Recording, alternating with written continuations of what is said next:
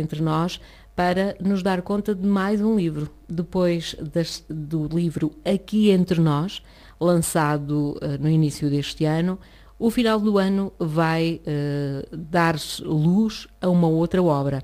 Já tem nome, já está escrita, só faltam, digo eu, acertar os últimos pormenores. Bom dia, mais uma vez agradeço ter disponibilizado algum do seu tempo para nos falar deste Nas Teias do Poder. O que é este livro? Promete um romance outra vez, não é? Sim, este livro é um romance que não tem muito a ver com o primeiro livro Aqui Entre Nós. O primeiro acaba por ser mais um livro intimista, um desabafo com os leitores, uma primeira incursão, enquanto que o Nas Teias do Poder é um romance policial com muito ritmo, que era algo que eu sempre pretendi dar aos leitores, um livro que se devorasse facilmente e com muita alma, um livro que fizesse uma ligação entre mim e o leitor de uma maneira diferente, ou seja, não tão intimista como o primeiro, mas mais veloz e com mais garra. E acaba por ser, acho que o livro acaba por ser essa mesma tentativa e acho que ficou bem conseguida.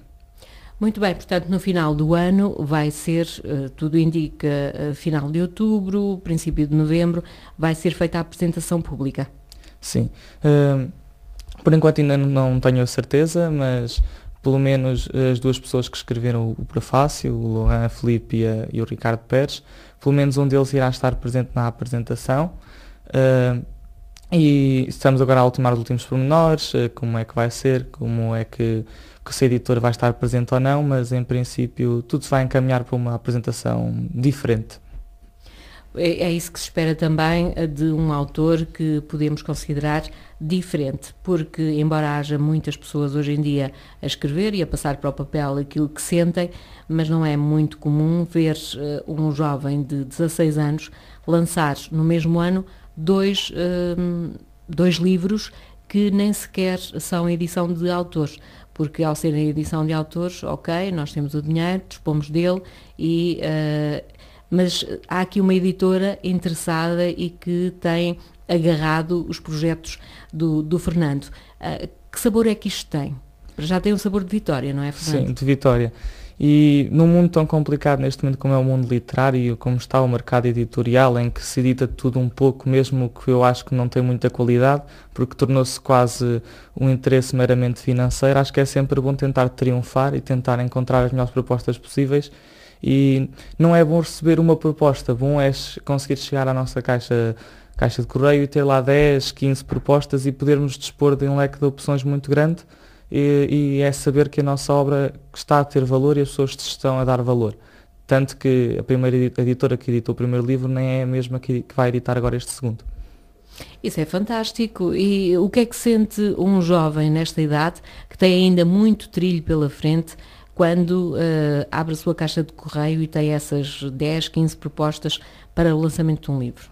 Bom, acaba por sentir muito esperançoso, ou seja, começa a ter esperança no futuro, apesar de saber que a escrita quase certeza que não vai ser a minha principal atividade, porque como isto está no mundo literário é quase impossível consegui-lo, muito poucas pessoas conseguem viver da escrita, a não ser os próprios editores, e mesmo assim já se vêem com muitas dificuldades.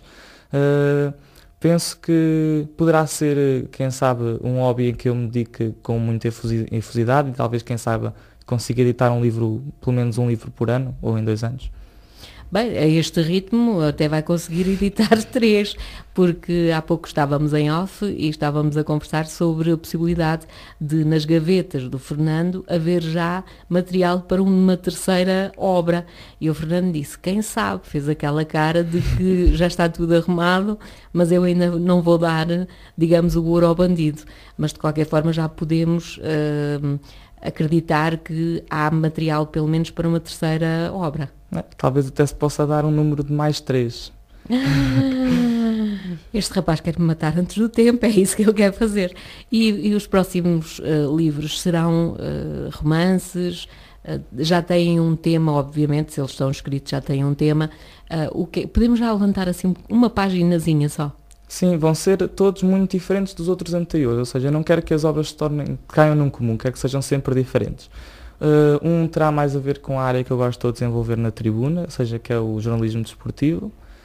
que vai ser quase uma união de todas as crónicas desportivas que eu fui escrevendo ao longo destes últimos anos. O outro será um livro que será uma crítica social autêntica, com várias crónicas de caráter social e interventivo. E o último, que ainda não está concluído, estou a trabalhá-lo agora, será um livro mais na área do terror e que se passa aqui na cidade do Fundão. Ena, terror na cidade do Fundão é ficção? É ficção. Ok, estou mais tranquila. Portanto, Fernando, a escrever começa a ser quase uma necessidade tão grande como respirar.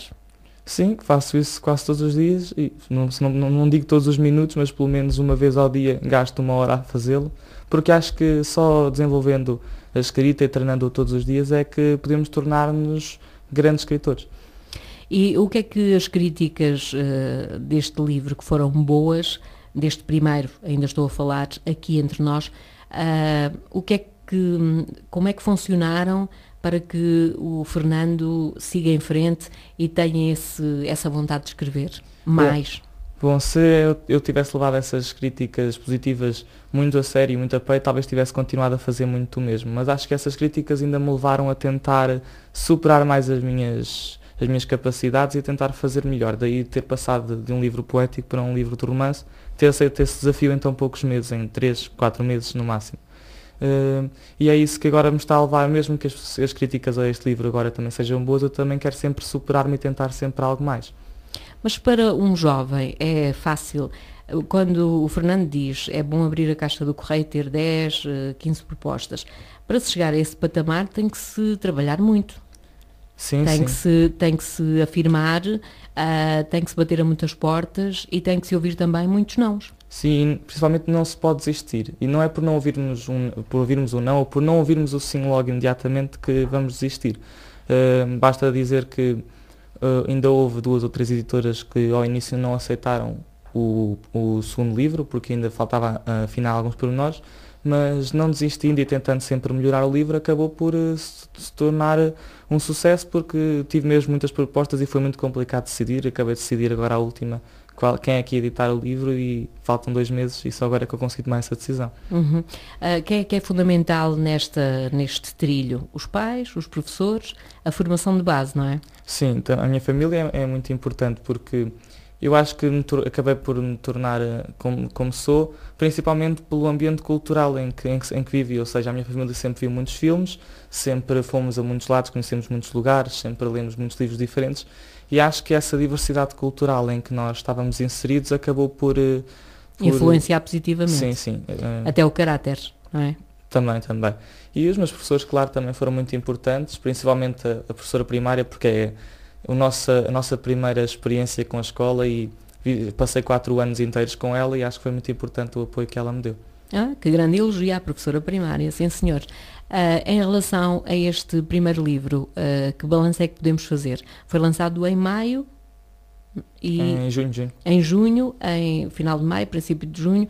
Portanto, é um balanço positivo? Foram vendidos todos? Houve segunda edição? O que é que podemos contar aos nossos ouvintes leitores? Bom, por enquanto, para um livro poético, acho que foi muito bom. Neste momento, o número de exemplares vendidos oscila entre os 150 a 160, o que acaba por ser muito positivo, porque a editora só tinha conta de eu ter de vender 100, mas eu continuei a encontrar pessoas interessadas em comprar e adquirir o livro.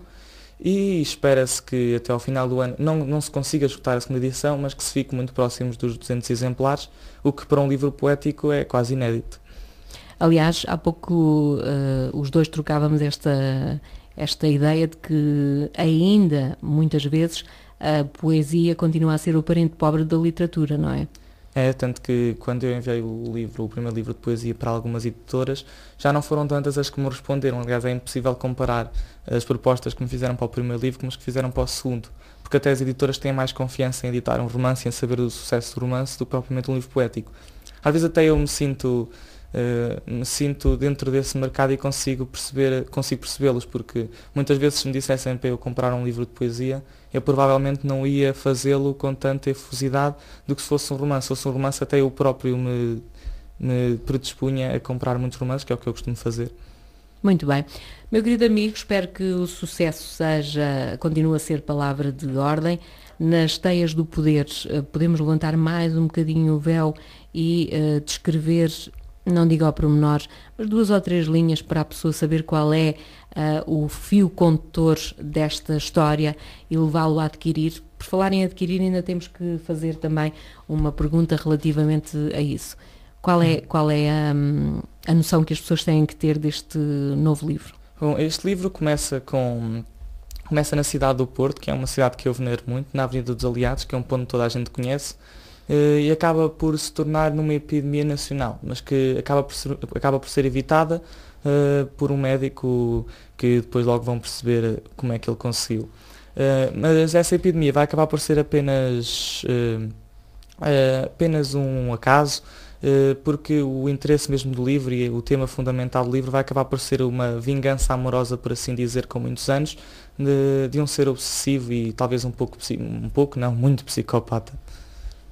Pronto, não dizemos mais, fica mesmo aqui no psicopata, que é o suspense, para depois conseguirmos facilmente adquirir este livro.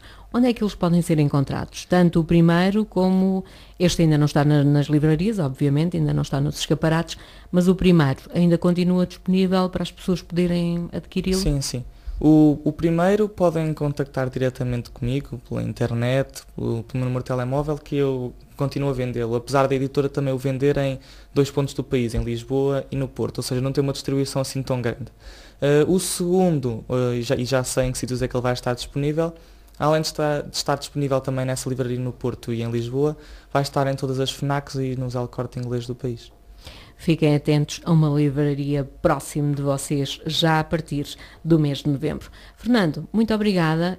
Eu costumo brincar com o Fernando, nós brincamos muitas vezes e eu chamo o futuro Nobel da literatura. Quem me dera que sim, e também lhe costumo dizer, atenção, meu querido, porque na altura em que se tornar Nobel, não se pode esquecer das raízes, e muito menos da Rádio Copa da Beira. É um bocadinho a brincar e um bocadinho a sério. Eu sei que ele não se vai esquecer e o sucesso que eu desejo exatamente para as obras deste jovem é que se transformem em ícones e que possam efetivamente contar para que o mundo o escolha como o futuro Nobel da literatura. Nós ficaríamos muito orgulhosos. Quem sabe um dia. Vamos esperar. Beijinhos, Fernando. Boa sorte. Obrigada. Obrigado.